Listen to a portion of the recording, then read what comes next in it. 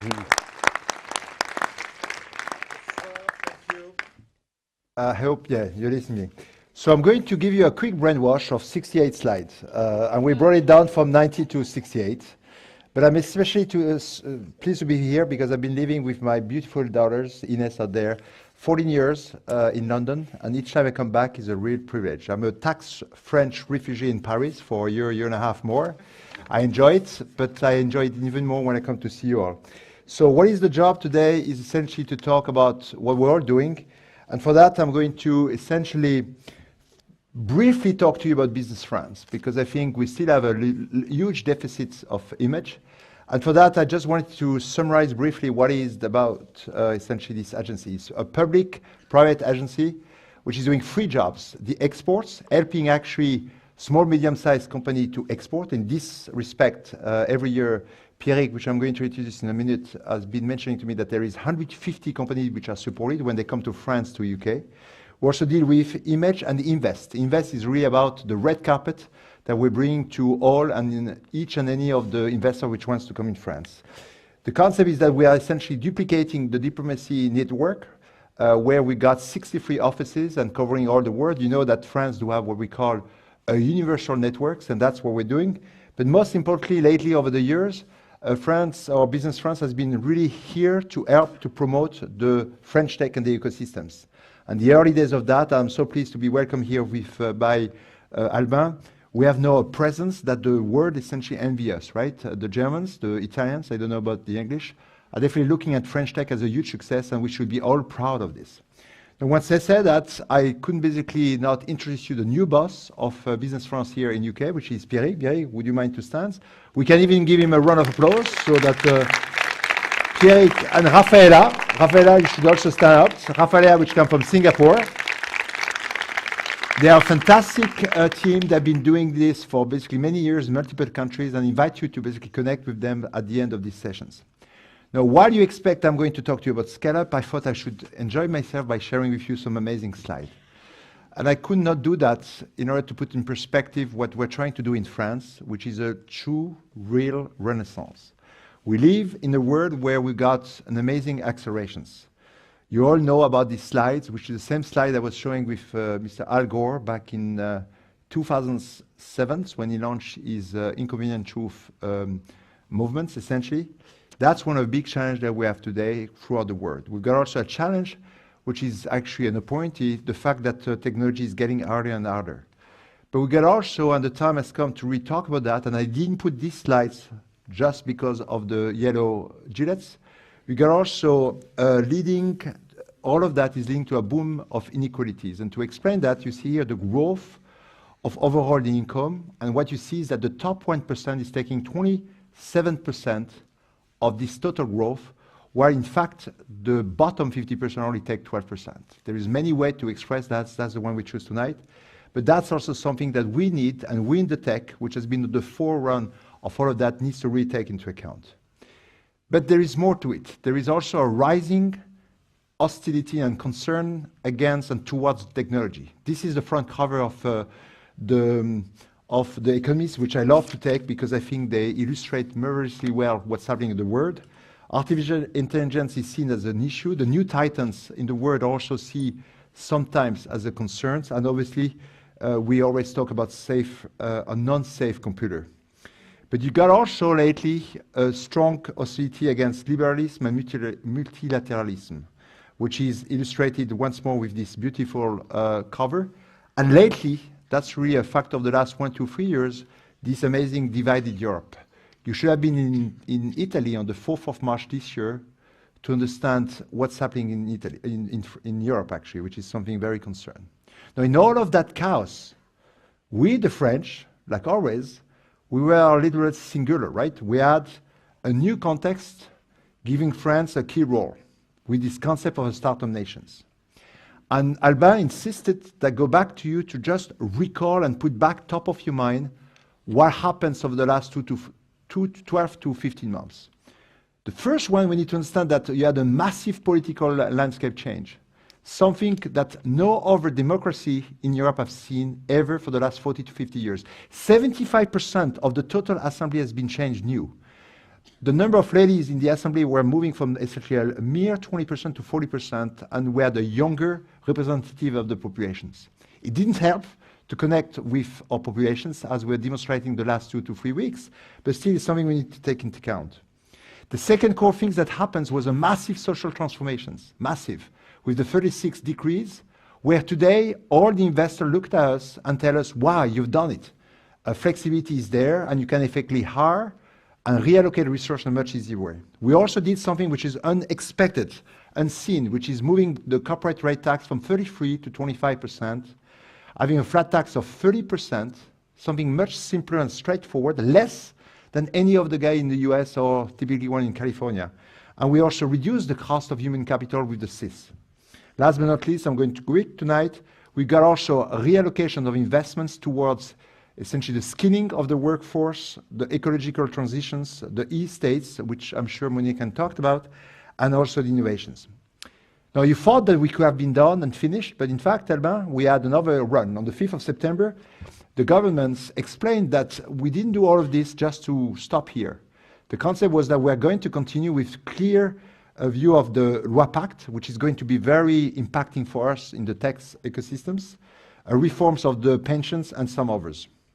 Now, through all of this, in just 12 months, 15 months, France became a hope to address some of these world challenges.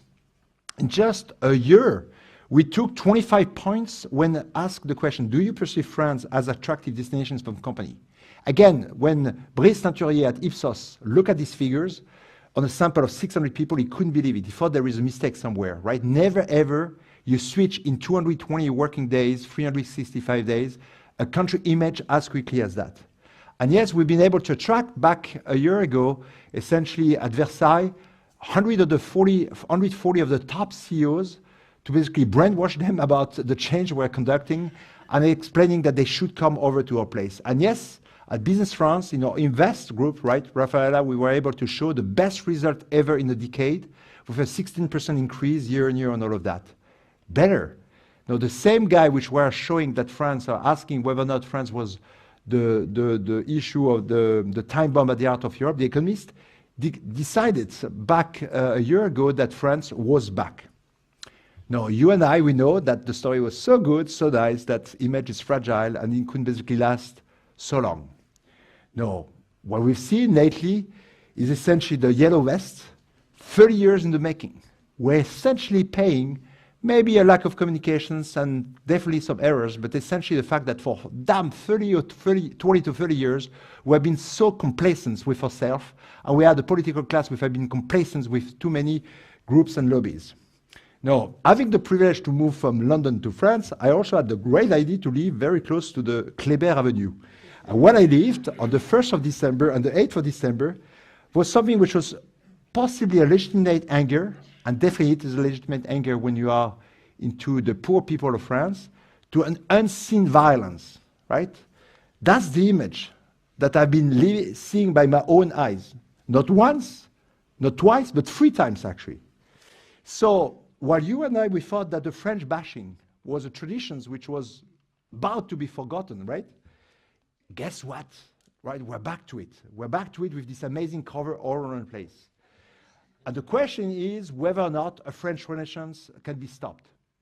Now, I'm here to tell you that the crazy man I've been, choosing Apple for Dell, always going to the underdog and the David against the Goliath, telling you that more than ever we need you, this amazing crowd of the French Tech 400 people, to focus on continuing to basically build the magical quadrant. And life is very simple, right? We want to be first an open and welcoming country.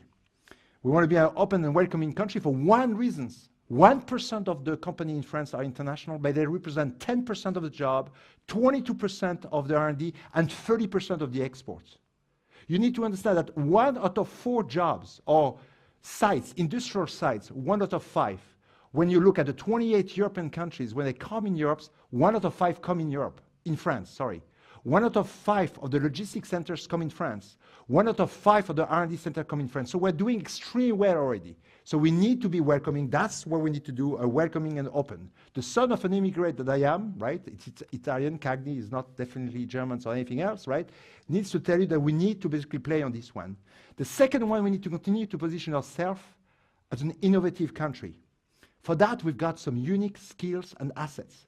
We've got 1 million engineers, as many as the Germans, 260,000 researchers, 38,000 graduate engineers per year, like a clock, 75 PhD, out of which 40% of them are foreigners. We've got the Nobel Prize, and we've got 1/4 of the field, right middle fields, which is essentially the Nobel Prize for maths. We've got some of the best institutes. The third four elements of this quadrant is the next battle. And you will see us, even the French tech, Albin talk a lot, which is the Rev 4.0, and the ability to basically go back to our industry, shake it up, to really create more jobs. And the first time in 15 years, we lost 25% of a job in the industry over the last 15 years. This last year, it was the first time ever that we create actually more job in industry that we lost, and that you have more opening of industrial sites that we had basically a closing. So all of that is assets, and this is essentially the strategy that our president can repeat time after time, with the last and fourth core quadrants into this magical quadrant, which is essentially this new entrepreneur culture. 5 years ago, when you were asking 18 to 25 years old kids, or young guys, or young adults, what they want to do later, they will tell you entrepreneurs, 10%.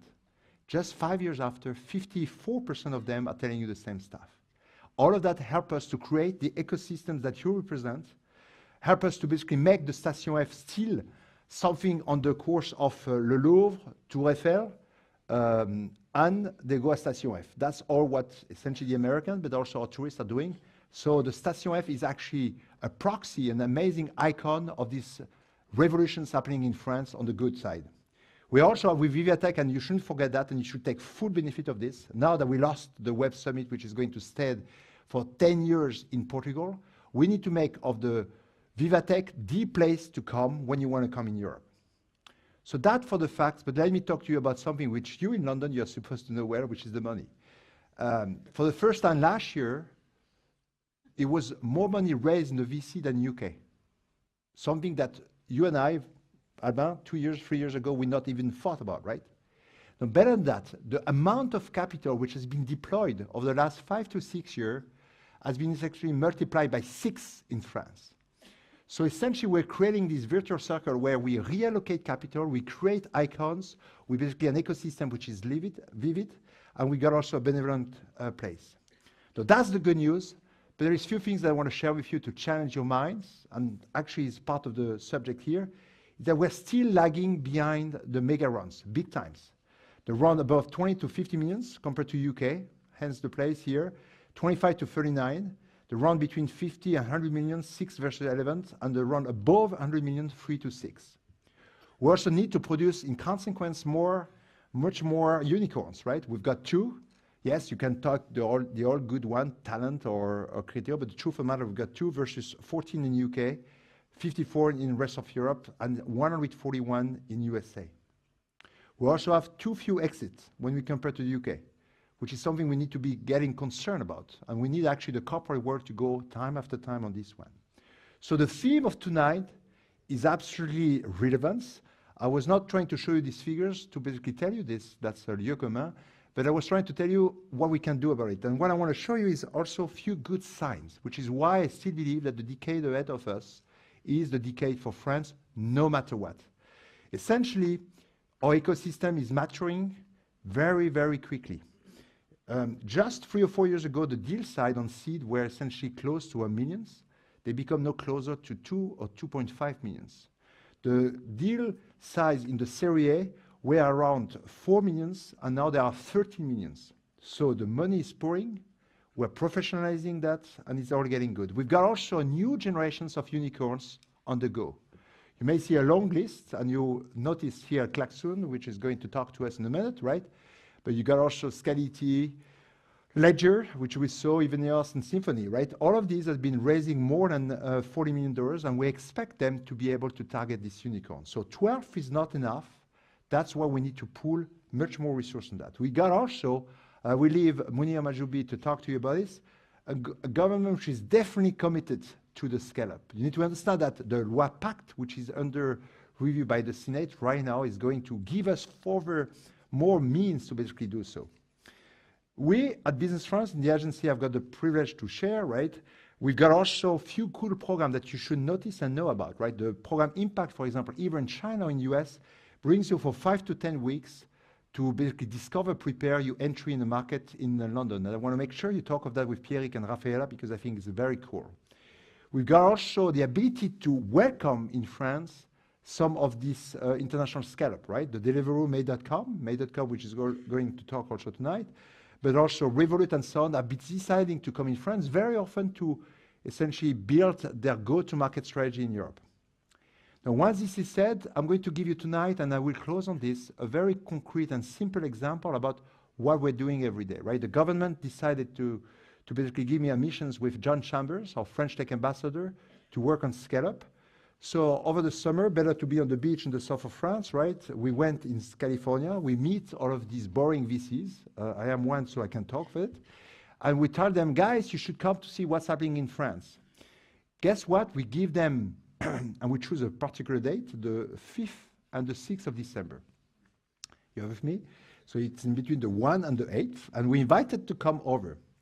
Now, the beauty is that no one dropped from the list. No, it cost me a few phone calls, right? Many phone calls. I had to promise some good bottle of wines, but all in all, they all came in, right? And what we did there is something that I want to put to your thoughts, or that I want you to think about or reflect on.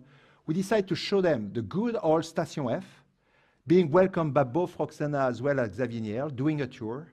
Then we essentially add testimony like the one of Mr. Gourlet, the head of Symphony. And if ever we can have him here, David, right, we should absolutely come in.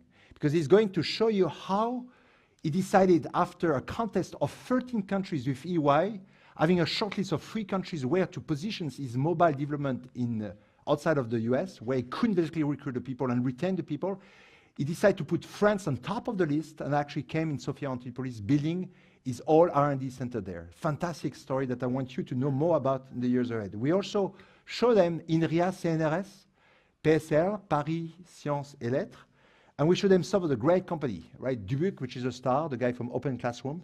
He started at 12, 11th, a Ledger. But also we went to Bionex into good old Haussmann Place, 74 Boulevard, Faubourg Saint-Antoine, the best of France. You see out there a red bricks chimney, and you know there is an Hermès atelier, an Atelier Hermès, which is doing the best Birkin bags, right? That none of you can afford, but that's essentially what they're doing out there. They're selling it to Chinese and Russians, which is all good. And in the front, you've got an accelerators, Bionex, where we're trying to build the Bionex to the future.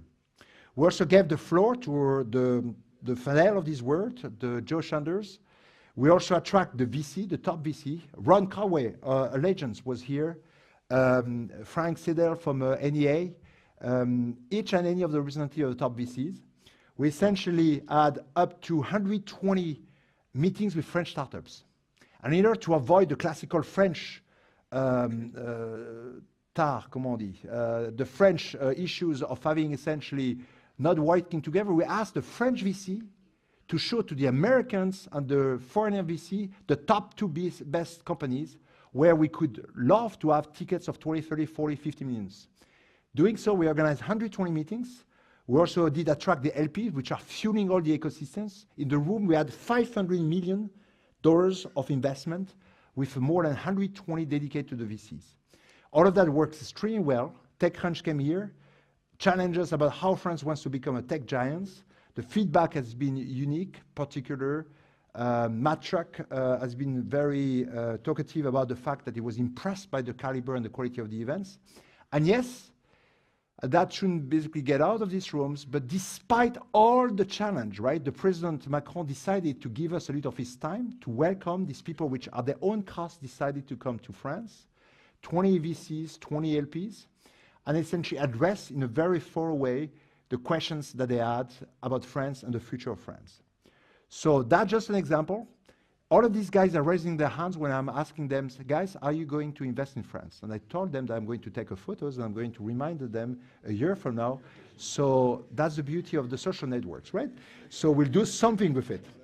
No, a huge success. That's an example. So thank you so much, Albin and the French Tech team here in London to organize that, because I think it's really the theme, it's a strategy, it's profound. I'm sure that my preferred minister, Munir, will basically talk to you about how we need you and I to be thinking a lot more about inclusion into what we're going to go in the future, because you and I were the spoiled kids of the systems, and we recognize that, so that we make sure that it's not anymore a revolution, but just a reverse, and that it doesn't stop this revolt, legitimate revolt, to do the entrepreneurial revolutions using my good old Victor Hugo, which is essentially saying la révolution est précisément le contraire de la révolte. Thank you.